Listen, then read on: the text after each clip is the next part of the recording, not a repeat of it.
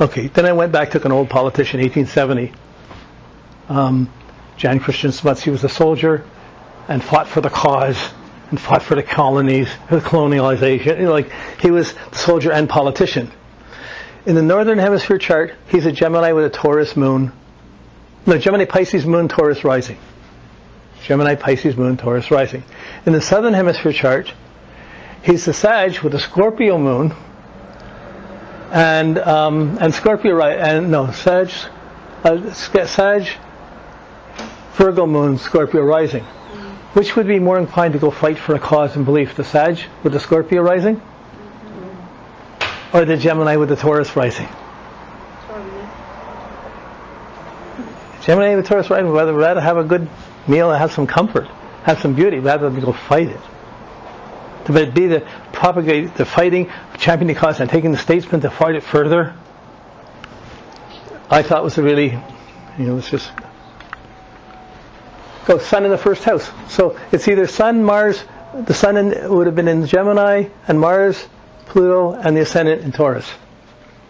Now, okay, Mars, Pluto you can see as a warrior, but normally in Taurus, you wouldn't see it going out to fight wars for someone else to be trying to get your own thing. All his planets are almost all rising in any case. But put that Mars and Scorpio with Mars, Pluto, and Scorpio with the Scorpio Ascendant. You have someone with a judgment who's going to live and die on it. He'll go out in the trenches himself for it. He'll be fighting with everyone else for it. He'll be on the line with you. He won't be just sending you out there. And the moon changed from Pisces to Virgo in the 11th house. So whether it was the systems, his Venus went from Aries to Libra, but the Venus was in the 12th house. I don't know again a lot about him. I know he did fight the cause and was championing the causes and was really involved in it, and people were believing him. He was like almost like a savior if you were into that cause. Probably wouldn't be if you were black and living in that area. No, but I just think the idea of the Gemini Taurus and the Sag Scorpio, which is more likely to go to war to fight an injustice or a seeming injustice. The Taurus would probably resist as long as they could. The Gemini would, we can talk about it. Why you wouldn't necessarily have to, I got to go fight this. There's got to be another way to go at but you put it to the Sag, the belief, we're understanding, we're in there, we're all part of the team, we have to fight against this enemy, and we're here. You have the Jupiterian rulership convincing I got to live bigger than myself in the minds of everyone as part of a team, as part of the group, and the chart. On the other hand, I could see Mars Pluto conjunction of the first doing it regardless of Yeah, you can see it.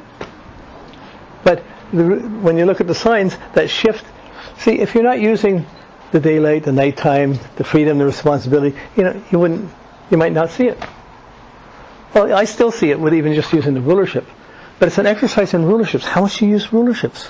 How much you rely on them? How much you take them as guidance for how an energy should be used? If you have a Gemini, right thinking and good thinking is an important issue. Your Mercury is important. If you're a Cancer, right diet, right living is an important issue. Capricorn, right responsibilities, right discipline, important issue. So those are the guiding lines that give us most of our healing directions of how to use the sign. How to use the sign. And it really is that's the thing that changes the most when you flip the chart, the rulerships. It puts focus on that backup of which planets are guiding, which ones aren't. And that's how I came to it anyways. It sort of came in stages over years.